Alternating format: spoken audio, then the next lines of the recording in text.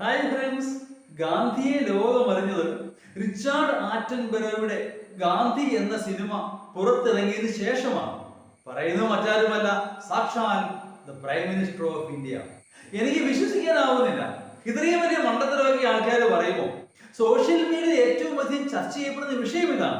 തീർച്ചയായും വിദ്യാഭ്യാസമില്ലാത്തതിന്റെയും പണ്ട് ചായക്കടക്കാരനായതിന്റെയും കുഴപ്പമായിരിക്കാം. എങ്കിൽ പോലും താൻ ഇരിക്കുന്ന ആ സ്ഥാനത്തിന്റെ മഹിമ അദ്ദേഹം ഓർക്കേണ്ടതാണ്. ചരിത്രബോധം ഇല്ലെങ്കിൽ പോലും ഇന്ത്യക്ക് വേണ്ടി രക്തസാക്ഷിയായ ലോകമെമ്പാടും അറിയപ്പെടുന്ന ആ വലിയ മനുഷ്യനെ ഇങ്ങനെ ചെറുതാക്കണമായിരുന്നോ?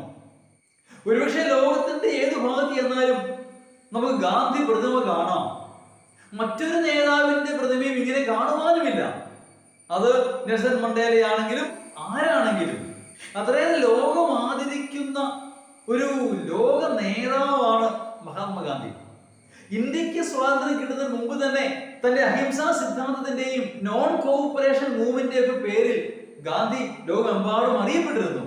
ഇന്ത്യൻ സ്വാതന്ത്ര്യ സമരത്തിൽ പങ്കെടുക്കുവാനായി ഇന്ത്യയിലേക്ക് പുറപ്പെടും മുമ്പ് അദ്ദേഹം സൗത്ത് ആഫ്രിക്കയിൽ അവിടുത്തെ തൊഴിലാളികൾക്ക് വേണ്ടി നടത്തിയ സമര പോരാട്ടങ്ങൾ അന്നേ പ്രസിദ്ധമാണ്.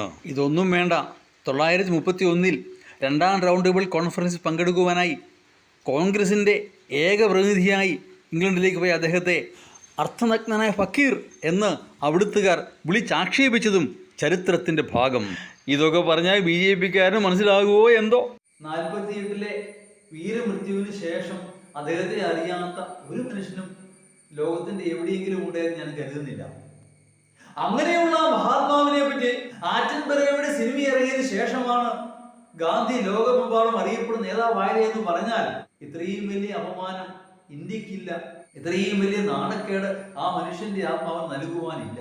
ഏതാണെങ്കിലും ഇലക്ഷൻ ആയപ്പോഴേക്കും ഇവിടെ പ്രധാനമന്ത്രിക്ക് 100 നാക്കാം. എന്തെല്ലാം കാര്യങ്ങളാ പറയുന്നത്, മണ്ടത്തരമാണെങ്കിൽ പോലും. പക്ഷേ ഇന്ത്യ നേരിടുന്ന പല പ്രശ്നങ്ങളും ഇത്രയും കാലം മൗനമായിരുന്നു. മണിപ്പൂരിൽ ഇന്ത്യൻ സ്ത്രീത്വം അപമാനിക്കപ്പെട്ടപ്പോ, UP-യില് ദലിത് പെൺകുട്ടികൾ ബലാത്സംഗം ഇരയായപ്പോ അദ്ദേഹത്തിന്റെ നാവ് എവിടെയായിരുന്നു? അങ്ങനെ എന്തെല്ലാം പ്രശ്നങ്ങൾ ഇന്ത്യ നേരിട്ടു. അപ്പോഴൊന്നും ഈ മഹാത്മാവിന്റെ നാവ് ഉയർന്നു കണ്ടില്ല. ഇപ്പോഴിതാ ഓരോരോ മണ്ടത്തരങ്ങൾ ഇങ്ങനെ വിളിച്ചു പോവുകയാണ്.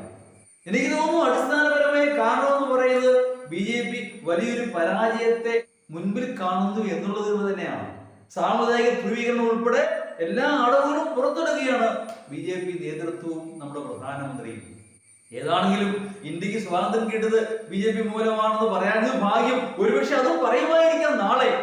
ഈശ്വരോ രക്ഷതു എന്നല്ലാതെ എന്തു പറയാൻ. Thank you.